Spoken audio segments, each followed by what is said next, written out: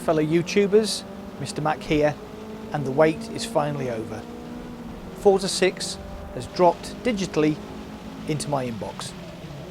I've watched the E3 videos, I've watched Stellar Stig on YouTube and IGN, I played the demo, but now the game is finally here. This isn't a full review, this is just an initial reaction video, and phew. This is more Forza 4 than Forza 5, which is what we all wanted, right? I've had early access since 2 PM today, and my initial trepidation has dissipated like a sneaky fart in a supermarket. I am convinced that this is the Forza game that Forza 5 wasn't. I think that Dan Greenawalt and the guys at Turn 10 Studios were put under a huge amount of pressure to release Forza 5 with the Xbox One in 2013. So therefore it was more Forza 2 than Forza 4, which was in my opinion, the best edition of Forza so far. Now I've got massive hopes for Forza 6 because I've had a quick flick through the menus and it all seems to be complete. Endurance racing is back. Instead of just dumping you into a race, you now have a practice option. I would like a qualifying option, but I don't know, I haven't quite dug around in the game yet. That might be there, or it might be something that's coming along later on. But as far as I'm concerned, this is Forza 4 for the Xbox One, and that makes me very, very happy. Now I use a Thrustmaster TX wheel with the pedals and the shifter, and I would like to say that the handling feel is absolutely superb.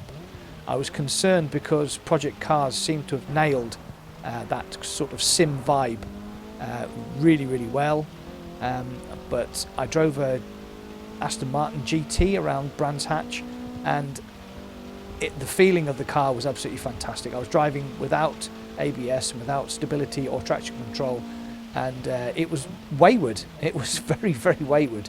You had to feather the throttle, you had to be extremely careful on the brakes, and that's exactly what I wanted out of this game. I wanted it to be a sim for me.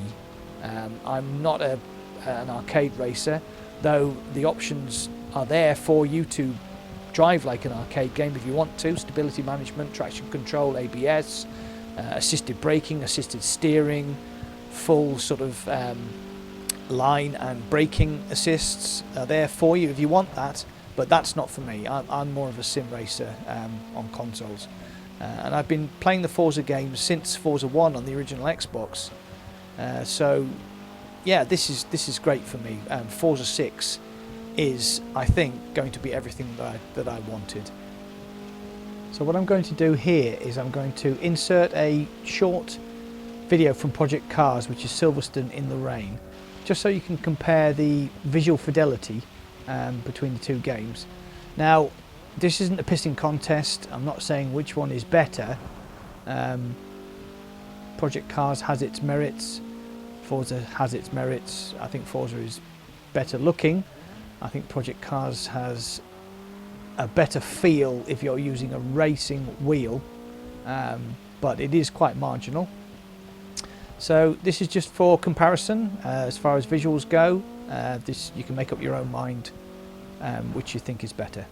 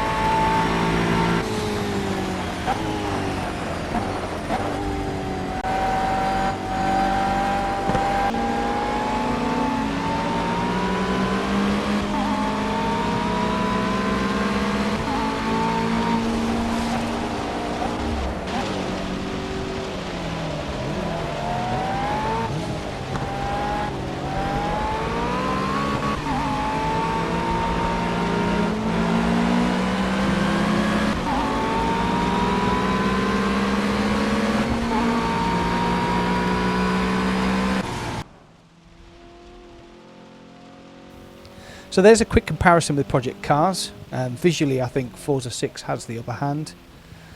As far as feeling goes through the steering wheel on my Thrustmaster TX, I do think Project Cars has a slight advantage.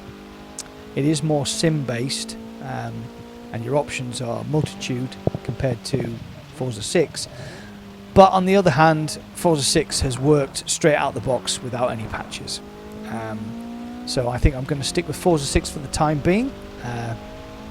It seems to be Forza 4 for the Xbox One, which is exactly what I wanted. Endurance racing is back. They have British touring cars, and that makes me a very, very happy bunny. So I'm going to sign off with some action from Brands Hatch driving an Aston Martin GT. If you enjoyed the video, please click the like button and subscribe to my channel. Thank you.